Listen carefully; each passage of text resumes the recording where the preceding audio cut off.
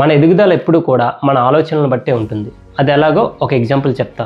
ఇద్దరు వ్యక్తులు ఒకే రకమైన పూల మొక్కను నాటి దానికి రోజు వాటర్ పోస్తూ ఉంటారు. అలా ఆ మొక్కకి ఒక ఫ్లవర్ రాగానే చాలా అందంగా ఉందని చెప్పి చూసి మురిసిపోతారు. వాళ్ళిద్దరిలో పూర్ థింకింగ్ ఉన్నటువంటి పర్సన్ ఉన్న ఆ ఒక్క ఫ్లవర్ని కట్ చేసేసి దాన్ని పట్టుకొని చాలా హ్యాపీగా ఫీల్ అవుతాడు. కానీ ఇంకొక వ్యక్తి మాత్రం ఆ ఉన్న ఒక్క ఫ్లవర్ని కట్ చేయకుండా రోజు దానికి వాటర్ పోస్తూ ఉంటాడు. కొన్ని రోజులకి ఒకటిగా ఉన్న ఫ్లవర్ కాస్త నంబర్ ఆఫ్ ఫ్లవర్స్గా మారిపోతాయి. కానీ ఎవడైతే ఉన్న ఒక్క ఫ్లవర్ని కట్ చేసేసి దాన్ని చూసి మురిసిపోయాడో అది కాస్త వాడిపోతుంది.